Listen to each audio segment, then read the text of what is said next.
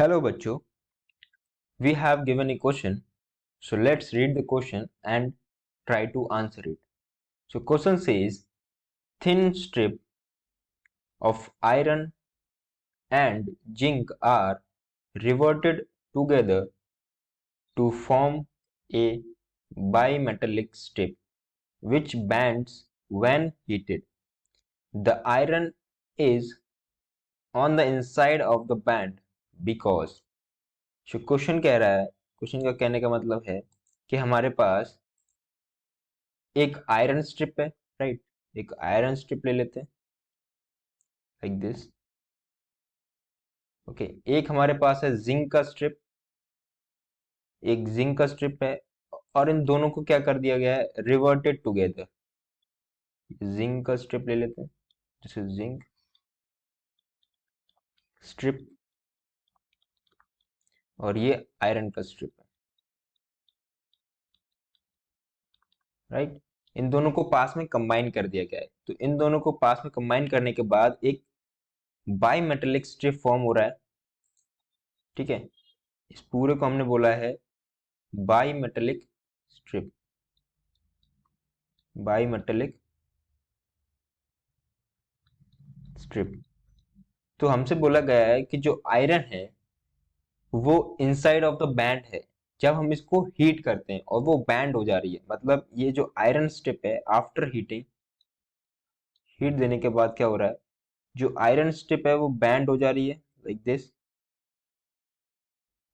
और पीछे से क्या है, वो है जिंक स्ट्रिप। ये जिंक स्ट्रिप है, ये आयरन की है, राइट। तो जो आयरन की स्ट्रिप है वो बैंड क्यों हो जा रही है, क्या रीजन है इसका। तो देखो, अब हम यहाँ से क्या देख सकते हैं, यहाँ से हम देख सकते हैं कि जो आयरन की स्ट्रिप है इसकी लेंथ क्या है, थोड़ी कंप्रेस हो रही है, और जो जिंक की स्ट्रिप की जो लेंथ है वो क्या हो रही है, इंक्रीज हो रही है as compare to iron strip, right.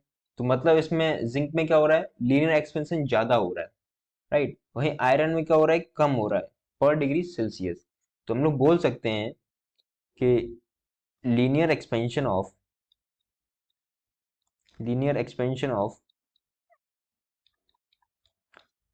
iron is lesser than linear expansion of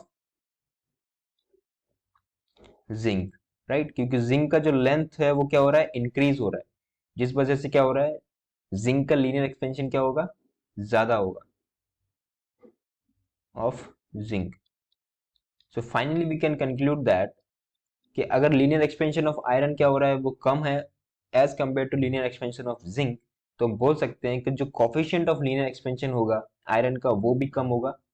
तो finally we can say that the coefficient of linear expansion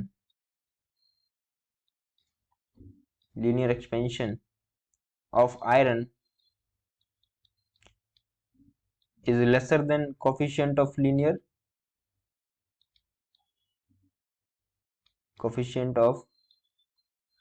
expansion of zinc, right. तो इस हिसाब से हमारा कौन सा ऑप्शन मैच हो रहा है, ऑप्शन बी, ठीक है। तो हमसे पूछा गया है the iron is on the inside of the metal because it has the lower coefficient of linear expansion, right. तो coefficient of linear expansion of iron क्या है, वो कम है as compare to the coefficient of linear expansion of zinc. So finally we can say that the option B is the right answer. So I hope you got the solution. Thank you.